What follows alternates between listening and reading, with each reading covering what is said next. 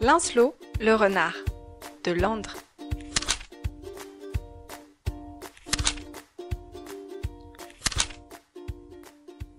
Il était une fois un renard qui s'appelait Lancelot. Lancelot vivait à Londres, la capitale du Royaume-Uni.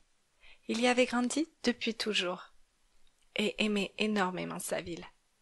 Mais malheureusement, il ne pouvait pas en profiter comme il le souhaitait.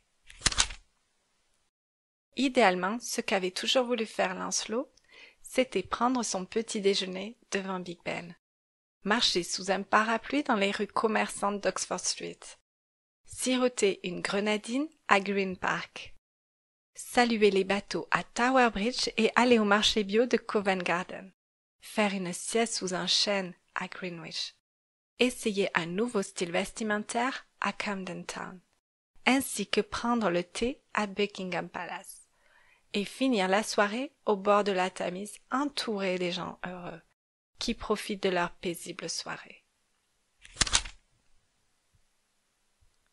Mais à la place, Lancelot devait se résigner à faire ce que tous les renards de Londres faisaient, c'est-à-dire se cacher dans les rues sombres et essayer d'être le moins visible possible, et ne sortir de préférence que la nuit.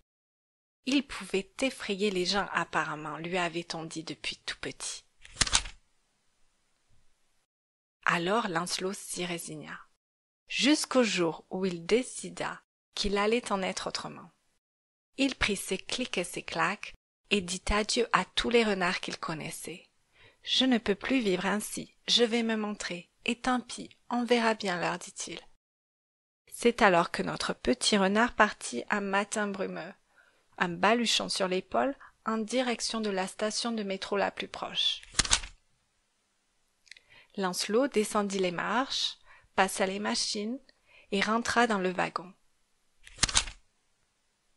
Il savait quelle direction prendre, et bien que certaines personnes apeurées ne montèrent pas avec lui, cela ne le dérangea pas plus que ça.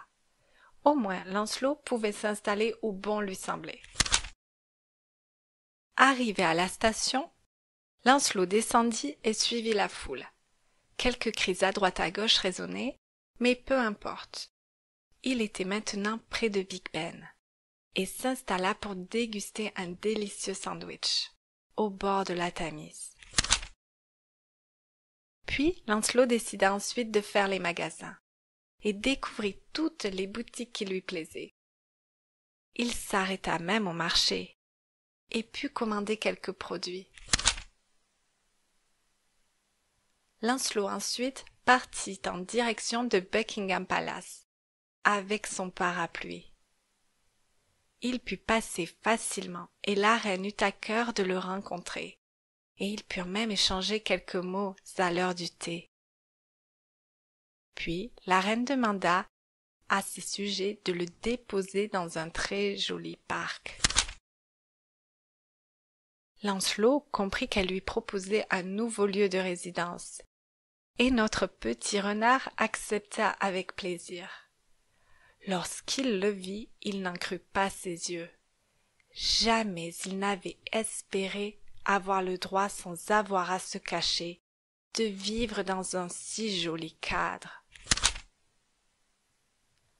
Lancelot était maintenant un renard heureux. Il pensait accomplir l'impossible en voulant expérimenter toutes ces choses qui le fascinaient à Londres. Il croyait que cela allait être très difficile pour lui, et qu'il ne pourrait certainement pas les faire. Et en fait, tout s'est déroulé bien plus facilement qu'il l'avait imaginé. Ce fut plus extraordinaire que ce qu'il avait rêvé.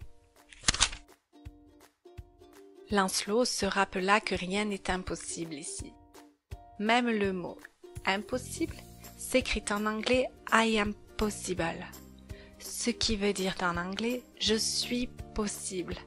Donc si tu prêtes attention aux alentours, tu risques d'apercevoir Lancelot sirotant sa grenadine à Hyde Park ou essayant un nouveau chapeau à Camden.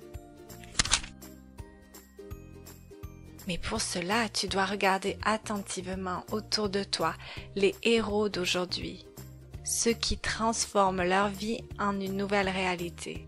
Et tu pourras remarquer qu'il y a plein de gens comme Lancelot qui ont réussi à accomplir des choses qui semblaient impossibles. Et tu es peut-être le prochain.